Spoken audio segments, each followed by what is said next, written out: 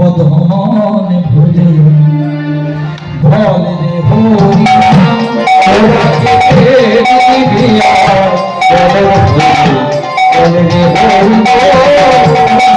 যদি পারেন, যদি ভালো লাগে এটা আমার সাথে গিয়ে নেন।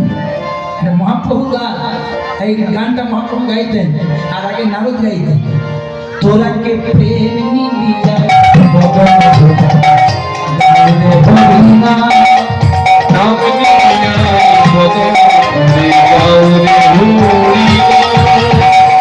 যে নামে ভোলা আমাদের ভোলানাথ শিব ঠাকুর যে নামে ভোলা জপে ওই কৈলাসেতে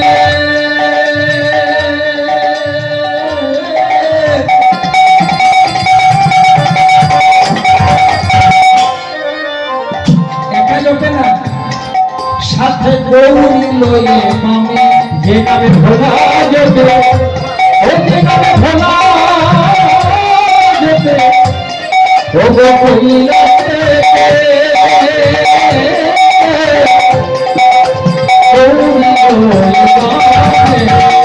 ওর নাম যে নাম ভোলা জপে কৈলাসে গৌরী লয়ে বামে আর সে নাম নারদ করে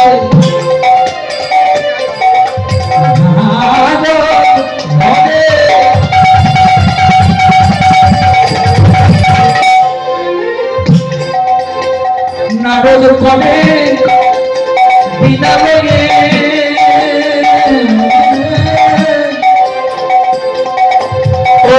করো বিনা করে বিনা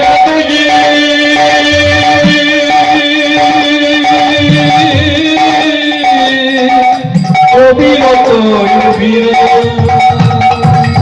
হরে কৃষ্ণ কৃষ্ণ কৃষ্ণ হরে হরে হরে রাম রাম হরে হরে হরে কৃষ্ণ হরে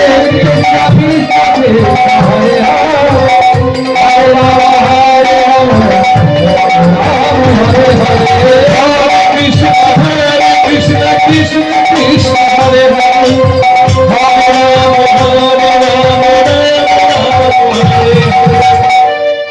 নারদ মুনি আবার চললেন মহারাজ কংসের রাজভবনে। মহারাজ কংস নারদ মুনিকে প্রণিপাত করে বললেন, মহামুনি কিবা হেতু তব আগমন?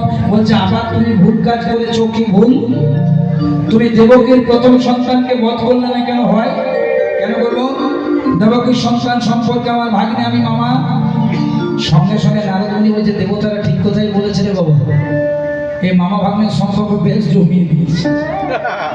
এবার নারদের যে কাজ, এই যে মহামুনি, এই যে মহারাজ, আপনি মামা, এটা ভাগ্নে ফার্স্ট ক্লাস।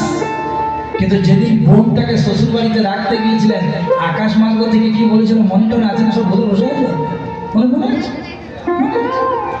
ওখানে বলা হয়েছিল আমার ভগ্নির অষ্টম গর্ভের ছেলে আমাকে বধ করবে। এটা প্রথম ছিল, একে আমি কি করে বধ করবো? নারদ দেখছে উল্টো দিকে বোঝাতে, ও বাবা বাবা বাবা, এটা প্রথম ছেলে, অষ্টম গর্ভ বধ করবে, তার জন্য আজ করছেন। শোনো, কি করে জানলেন আপনি দেবতার মায়া বুঝেন? কি করে জানলেন এইটি প্রথম না এইটি অষ্টম? এমনও তো হতে পারে দেবতা করেছে আপনাকে বধ করার লাগে, অষ্টম গর্ভের ছেলেটাকে যদি প্রথম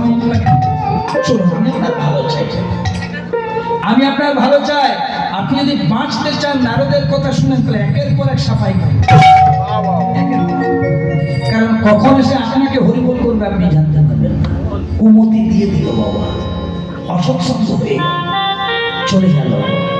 সঙ্গে সঙ্গে মহারাজ কংস বলেন, না না না না, নারদ মুনি ঠিক কথা বলল। মহারাজ কংসের মন্ত্রীর নাম কি ছিল? কিছুক্ষণ আগে বলেছে, চাণূর। চাণূর কোথায়? চাণূর যা অবিলম্বে দৈবকীর কোলের থেকে প্রথম সন্তান কীর্তিমন্তটাকে নিয়ে, যাকে ভাগ্নে বলে ফিরিয়ে দিয়েছিলেন, নারদ কেমন বীজ ঢেলে দিয়ে গেল। যেই না নিয়ে এলো, মহারাজ কংস করলো কি, ওই ছেলেটার মুখটা না দেখে সঙ্গে সঙ্গে তাকে শিরা আঁচড়ে হত্যা করলেন। প্রশ্ন হলো, কংসের পিতা ছিলেন উগ্রসেন, ধার্মিক, ঈশ্বরমুখী। হ্যাঁ বাবা, কংসের মা ছিলেন পদ্মাবতী, ঈশ্বরমুখী, বৈষ্ণবী, ত্রিসন্ধ্যা জপ করতেন, বৈষ্ণবের কর্ম করতেন। অথচ তাদের গর্বে হয়ে, তাদের ঔরসে এরকম একটা বৃক্ষ জন্ম নিল কি করে? যার মা বাবা হরিভক্তি পরায়ণ, ঈশ্বরমুখী, তাদের ছেলে এমন দুরাচারী কেন? কেন এমন হলো? যদি সারা বইটা ঘাটেন তাহলে জানবেন কংস উগ্রসেনের পুত্রই নয়। কংসের জন্ম হয়েছিল একটা অসুরের ঔরসে। অসুরটার নাম মনে রাখুন, লেখা আছে দ্রুমিল অসুর। একদিন কংসের মা পদ্মাবতী, বা কোনো বইয়ে লেখা আছে